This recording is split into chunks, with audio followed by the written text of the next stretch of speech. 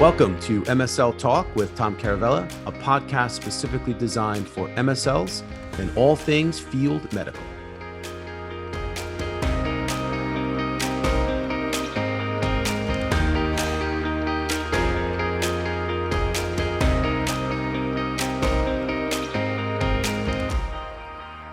Hey guys, welcome to the podcast. My guest today is Ryan Norman. He is a medical outcomes liaison with Teva Pharmaceuticals. And we talk about engagement strategies and how to use strategic messaging to craft your story to clinical professionals. Awesome conversation. Ryan is really, really good. I hope you guys enjoy this. Don't forget to follow us on YouTube and LinkedIn and join us on MSL Talk live on Clubhouse. Hey, Ryan, welcome. How you doing today, buddy? Doing well. Thanks for having me. Yeah, man. Well, hey, thanks for coming on. You and I had a great conversation. You brought up this awesome topic, and I'm really excited to jump into it. But before we do, let's do some introductions, get some, a little intro out of the way. Tell everybody who you are and what you're up to these days.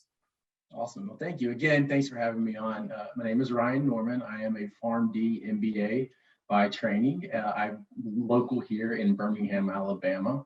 And my background starts about 8 years ago in compounding pharmacy as far as practice experience. And then I shifted into managed care in a PBM role with a local health plan, Viva Health here, where I spent a lot of time with the clinical pharmacist role with Medicare and a little bit of medical management with Medicaid.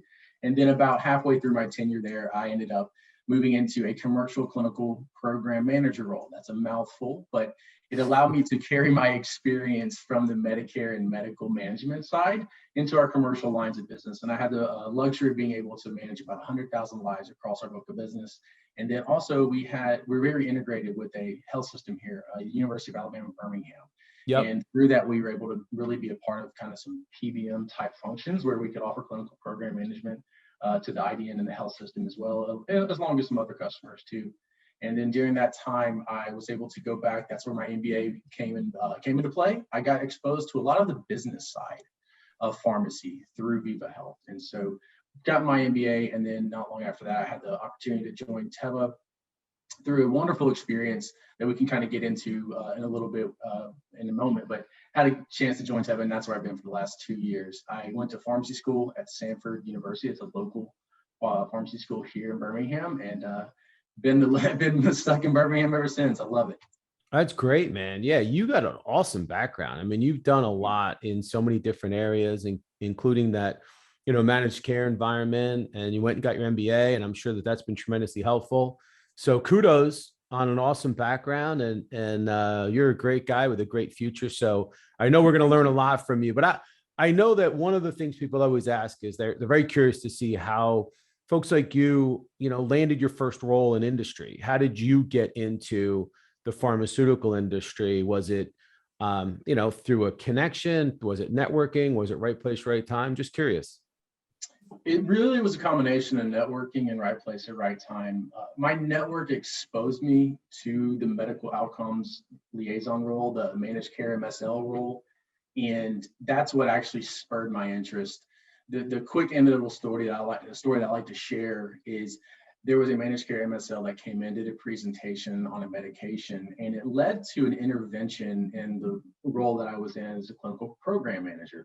And it not only saved the plan money, it actually improved the provider outcomes with patients, and it saved the patient money. So you don't get many win-win-wins across the board anymore. And so when I was exposed to that experience, I knew immediately, I said, that's what I want to do. I love not only the impact that person had, but also being able to be a part of that intervention and that impact. So once I got exposed to that moment, I really started pursuing a medical outcomes liaison, a medical science liaison position. And I knew it fit really what I felt called to do. And so I had the opportunity to join Teva. When I say it was kind of right place at the right time, it was, I was able to apply for the position. I really was in a couple of different opportunities, and luckily they all kind of fell through, and the right one rose to the top, and that was with Teva. That's great, man. That's an awesome story. Congratulations. Thank you. And, I love when you said that you knew that's what you wanted to do. And I think that's so important. I think that there's got to be this goal and this burning desire to want to get somewhere, because that motivation is good, is what's going to make you do the stuff that you need to do to get the job. Absolutely. So that's awesome. Yeah, I appreciate that. The other thing you said to me, we had a conversation, and we were, I guess we were talking about some of the most important and critical elements of engagement nowadays. And you mentioned how important it was to blend the clinical and the business. Yes. So let's talk about that. I'm really curious to hear how you do that and how that's been successful in your engagements. Yeah. So our job as an MSL, MOL, any liaison is going to be driven by our ability to communicate scientific information, and really unbiased scientific information. That's our bread and butter. When we get to meet a provider or a payer, they're looking to know what makes your product unique, what does it look like in terms of the marketplace, and give me the information that I as a provider would need, or I as a payer would need, to make an educated decision. That is step one. And that is where our strength is as pharmacists, as physicians, as nurse practitioners, as PAs. That's where we're going to come into play and really start driving home some of that information. The business part is really universal. Because of that clinical information, it's going to drive certain decision makings, not only inside of a provider's practice or a payer's organization, but also inside of your current organization, whether it's an industry or maybe it's a specialty pharmacy. It's going to be all around. It's going to be included in the decision-making process. So it's important to understand how our clinical knowledge base is going to be applied to impact that decision-making. So one of the things I like to think about in a couple of areas would be, let's assume that a medication, everything else equal, a physician has to make a decision on your medicine or on a medicine, and the adverse effect profiles come into play. Maybe one has a more favorable adverse effect profile than another. That is a clinical decision. That is clinical information that's going to go into a business decision, because that provider or payer may favor that medication due to whether it's downstream effects of reduced adverse effects, and that means reduced cost. It also means improved quality of life for a patient from a provider standpoint. The provider is able to treat that patient, and then that patient is able to then walk out of that office and maybe not be seen for another year just for a checkup, versus being hospitalized and having to go in for adverse effects. That's just one example. Maybe from an organizational standpoint, an internal organizational standpoint, we need to be able to communicate our clinical insights for actionable items for our leadership team, right? So if our clinical information and the insights we bring back is not helping our leadership to determine the direction that they want to continue to move, and maybe they have to pivot. Maybe there's information that comes back from the marketplace that says you're heading in the right direction, but this is actually the priority we have right now is this. Leadership needs to know that information, because in field medical affairs, you're the boots on the ground, and you're able to bring that to them, and they're able to have better informed decision making based on your insights from your clinical side, from the clinical conversations you're having to business conversations you're having. And what kind of preparation goes into how do you prepare for your KOL meetings? Great question. So I kind of like to use the threes. So I call them the 3 R's. I do review, research, and rehearse. And so reviewing the information that you have at your fingertips. So whether it's your product data, essentially this is me just continuing to build my education on anything that our product may have recent updates on, recent studies. Maybe it's head-to-head data, comparator data, or competitive data, marketplace data, whatever it may be. The review part is for me to improve and increase my foundation on what I'm actually learning, so I can communicate that in the field. And so this will help me also to identify what areas I need to research, and really what the market's telling me I need to research. And it also will help me kind of identify questions that I may want to ask in terms of my meeting with my KOL. So that actually builds me into my second point, which is research. Do your research, do a lot of research. And that actually engages maybe your brand or market access colleague.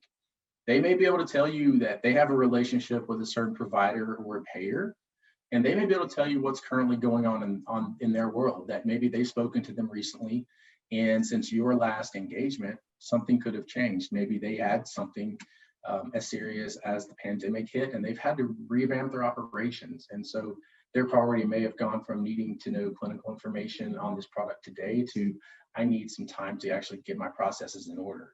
And this could be a relationship builder. And so relaying this information internally, not only to your brand team and maybe your market access team, but doing your research and knowing on what your business needs and business perspectives are important. So this will help you also align that clinical messaging piece that's important to really drive home what's going to be valuable when it comes to actually talking to this audience. And so when you get into the research, it's opening the doors to really identify what information do I need to know to be effective in our conversation. And I think that's a big piece that is that can be missed if preparation isn't key. And I think that that's where a lot of MSLs fall a little short in just not doing enough preparation and not doing enough planning prior to. Is this the 3 R's? Did you come up with that, or is that a Teva thing? It's just it's my thing. I learned that's just kind of how I run my my process. And when I was breaking it down, that was the easiest way for me to remember it was review, research, and rehearse. I love it, man. I'm stealing that. Definitely stealing that. That's a good one. You got a lot of good, kind of little anecdotes and quotes and stuff. Because you said to me, you also mentioned this concept of strategic messaging. So let's talk about that. Tell everyone what that means and how you can inject that into this whole process. Absolutely. So strategic messaging, it's a buzzword, right? It's really just how do you effectively communicate, and really how do you effectively communicate value? And I think that's a key word, value. Coming from the clinical side, our MSL roles, and coming from a payer side of an MLL role, you're looking to use that clinical information that we talked about to guide conversations of value. And so when you guide a conversation of value, you're going to be using strategic messaging to do that, because you're going to have gone through your review, you're going to have done your research, and you're going to rehearse what you want to say and how you want to ask it. So now you're identifying what areas of value do I bring, not only as the MSL, MOL in the conversation, what value areas do I need to address from my KOL, and what value areas do the products that we're discussing provide to satisfy those needs from the KOL. So strategic messaging really is trying to figure out, one, what's my need, or really what is the need I need to answer the question for, and then how does my product do it? And when you start looking and addressing the marketplace in that way, and then specifically in those two key areas, you start to identify what are basically your differentiators in the marketplace for your product, but also how you can satisfy essentially what will be your customer needs in terms of what they have going on in their day-to-day business. Even if it's a provider or a payer, everybody's going to have a little bit different of their needs. They're going to say, it's important to me that my patient uses an oral over an injection. You may have a payer that says, I'm more worried about everything equal, that I've got to figure out a way to balance cost in this equation. So how does your product help soften any upfront costs? These are just anecdotal needs that have come up in conversations, but they'll change and they'll vary. And so understanding that your strategic messaging is a variable component of your job, but it's a valuable component of your job because you're communicating value to your customer. Yeah. And it's so important to create and show value to the customer, to really meet the goals and the needs of the KOL first and foremost. But as we look at that, and everything that you said so far has been to satisfy and meet the needs of the KOL. So what about how do you meet the strategic objectives of the organization as you're doing that? Absolutely. Yeah. So your organization is going to align, basically, they're going to set out your mission and vision, right? And as the part of FMA, the boots on the ground, that's what we're trying to do, is we're trying to achieve essentially alignment. I want to know that from the top down that these are the key areas that my organization is interested in knowing about. And this is, maybe it's from an insights perspective, or it's from an access perspective. Whatever it may be, it's going to be a kind of a top-down feed and then a bottom-up feed. And that's how we're going to align that information. That's how we're going to satisfy our organization's missions and vision. So really, when you're talking about a product in the market, it's something that we're looking to improve patient outcomes and improve patients' quality of life. And so that's the information we're going to want to take back from our providers and from our payers. Are we getting access to improve patients' quality of outcomes? And if you're seeing something that you as a payer or provider would like to have more information on, that's passed internally. And then what we have the ability to do is we're able to communicate our clinical findings in a way that will allow our business objectives, so our internal organizational objectives, to be satisfied. And then we can look at, are we meeting the goals that we have internally of, are we getting information on our product placement? Are we getting information on product usage? Are we finding out that patients maybe they like the way the product looks? Maybe that's what's really attracting someone to it. This information is what's going to help continue to drive the organization's goals, because as we get more information, we may find that what we believe is important is not always important to the KOL or the patient. So really and truly, it's a connected ecosystem. We actually complete and accomplish the organizational objectives by meeting the needs of our KOL and of patients. That's perfectly said. And I think that obviously the goal of any organization should be to meet the needs of their customers and clients first, yes. Which in turn is also meeting the needs of the patients, because the goal of the KOLs is to meet the needs of the patients. Yes. And do you feel like in doing that, is that the greatest value the MSL can bring to the company? Is that where the value of the MSL is? Or are there other areas where an MSL can demonstrate value to their organization?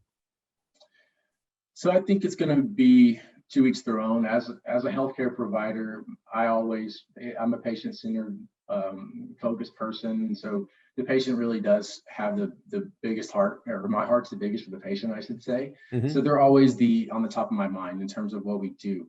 But that's not where it stops for an MSL or MOL. I mean, your opportunities to advocate not only for the patient, but for your organization go as far as you want them to. Your value is communicated not only through what you do in the field, but what you do internally. You may be leading, for example, I lead trainings regularly for our team, whether it's product mm-hmm. training, whether it's team meetings, not to necessarily demonstrate my value, but to demonstrate our team value.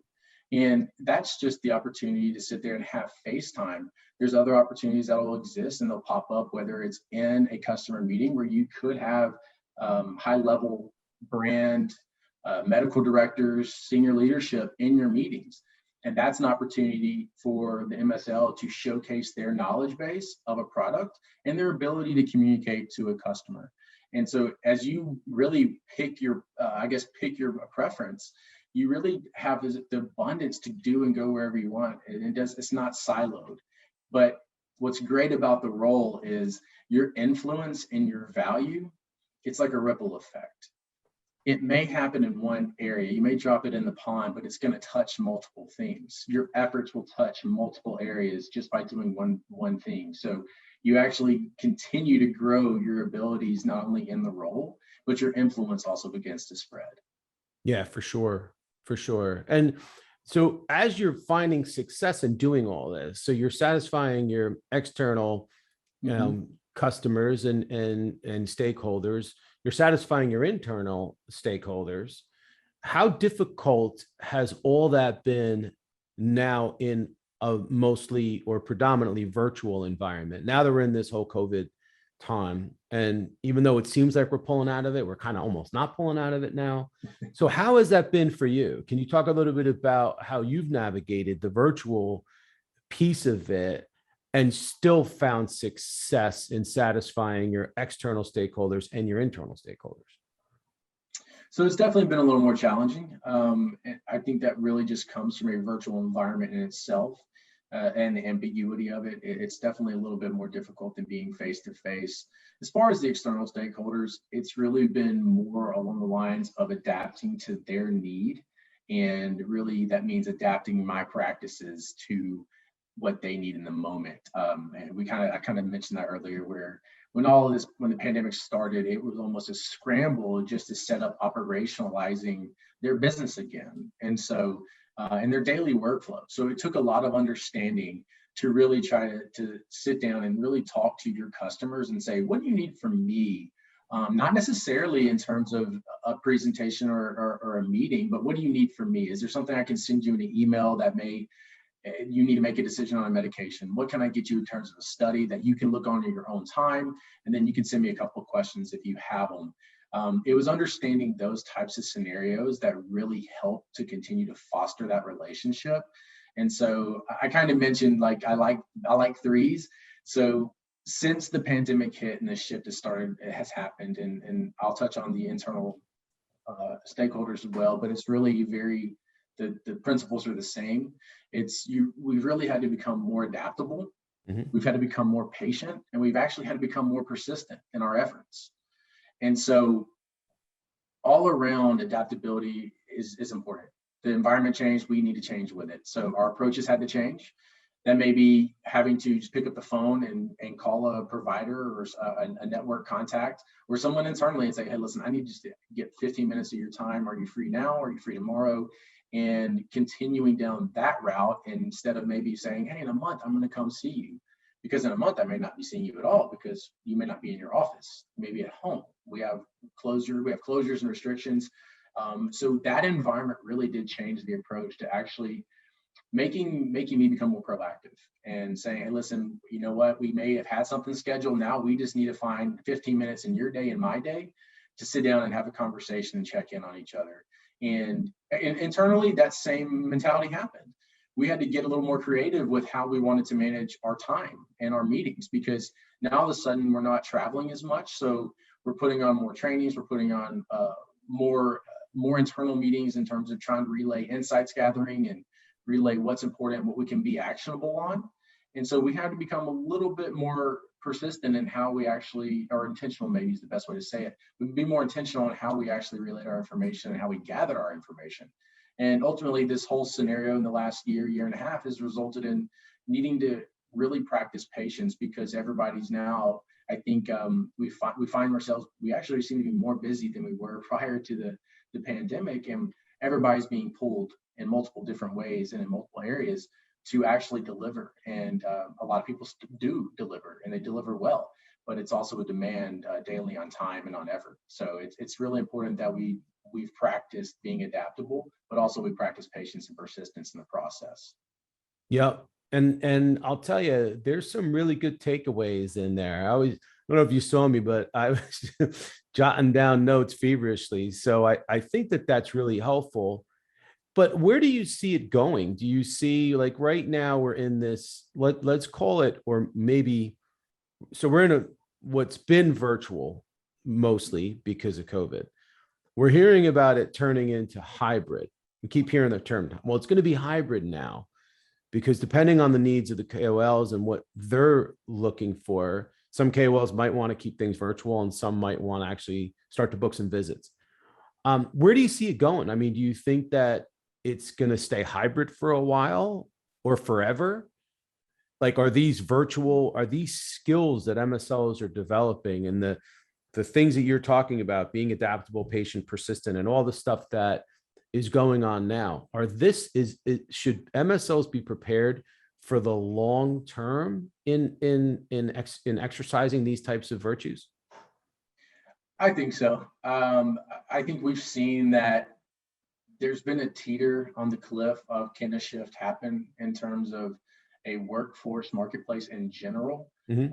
And can that become more virtual? And I think we saw forced virtual work life, and it created a little bit of a new dynamic. And so I think the hybrid model is probably here to stay. I don't know to what degree it's going to be enforced, or really how much someone's going to want to continue that, but I think it's here to stay. And I say that because I've had enough conversations with providers and payers where they may be going back to the office only a handful of days, and those handful of days are strictly set up, for meetings, internal meetings, and strategic planning, and really trying to deal with what's going on inside of their overall daily operation, and they're not necessarily set aside for outside vendor engagement. So I think that's probably going to be more the model. One area that I think is going to be very important for future MSLs, if you're interested, is you're going to need to be tech savvy. I think it's going to be key that we continue to be able to use virtual platforms efficiently and effectively, but there's also going to be a need that your presentations are going to continue to have to improve. When you have conversations, they're going to need to be effective, because I might not be in the same room as you. I can maybe see your face on a screen, but I need to also be able to gauge if the information is clear, and if the information is creating some thoughts and maybe a conversation piece and is actually being effective. And that's hard to do over virtual. So I think we're going to have to become more efficient in how we communicate through our presentation style, and even over a virtual meeting. So overall, it's going to be important that those three aspects I mentioned are practiced, but it's also going to be it's going to be a key point for us to be able to really still try to get in front of people and foster warm relationships. I think that, to me, is such a valuable piece that has kind of been stripped away just because of the pandemic. Is patients may play a little more role in building that relationship. I know if I can sit in front of somebody and feel that engagement, feel that warm relationship, it seems to be easier to foster and maintain. Virtual doesn't necessarily allow for a super warm handoff. So you may have to have a couple of more meetings, a couple more engagements, a couple more phone calls before you really get comfortable in that relationship on both ends. I think that's going to be something that's different moving forward. And it may be a little bit more of a process in terms of maintaining and building relationships with your KOLs or external partners, and even your internal partners, really. Yeah. No, I think we're all getting, we're getting thrown from the frying pan into the fire, in the sense that in order to be successful and to evolve and adapt, we're forced to do these things. We're forced to have to be reliant on technology, whether we want to or not, whether we had the experience or not, because that's just the mandate. That's the way things are going. But I like what you're saying. You said foster. Foster is a really, really important word in this whole equation. That means you have to work consistently towards building that relationship and nurturing that relationship and fostering that relationship. It takes work. It takes follow-up. It takes persistence. So it's not just a reactive sort of thing. It can't be, because you'll fail. Correct.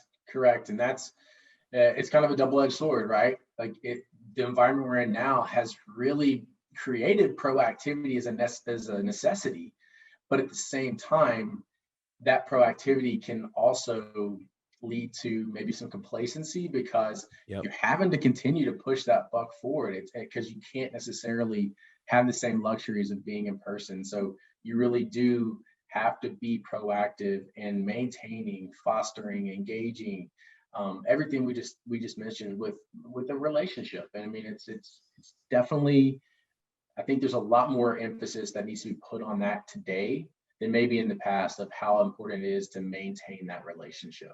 Yep. You're the man, dude. You are a rock star. So before I let you go, last piece of advice you have for MSLs out there. What do they need? What else do they need to find success moving into this crazy future that we're in? So that's a good question. I don't think there's going to be a one size fits all. I would say the one thing I learned the most, and it's helped me in my whole career, but is find that why. Everybody always asks, like, why do you do what you do, or what do you do? When you have that experience of what drives you and you have the why behind it, everything else becomes second nature. Everything that you do in terms of your workflow and your preparedness, everything becomes just a second nature ability to get the job done. And so when I would say, if you're looking to step into this type of role, know why you want to do it, know what you're looking forward to, know how you want to impact and what impact you want to have. I love the fact that from a field medical affairs perspective and an MSL perspective, you have multiple different routes that you can pursue inside of pharma, inside of industry, because they're going to leverage all of your skill sets, not just one. And so that's why it's important to understand why you want to do what you're doing. And that's wherever you go, but it's specifically inside of industry, inside of pharma, because you have the ability and will have the ability to really drive your career path, drive your own success. And the best predictor of your success is going to be the reason you want to do what you're doing every day. And I got to share my story, my anecdotal story that really identified my why for wanting to pursue an MSL MOL role.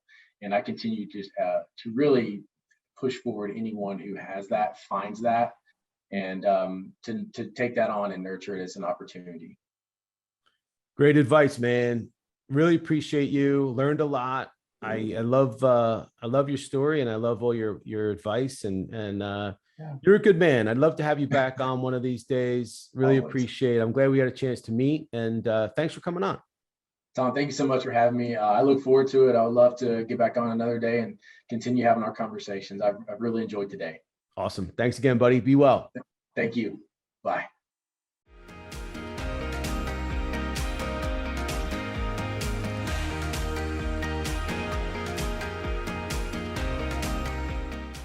Thank you so much for listening to the show. If you've enjoyed it, please subscribe so that you don't miss episodes in the future, and feel free to leave a rating or a review or a comment. Thanks again, and I look forward to seeing you again soon.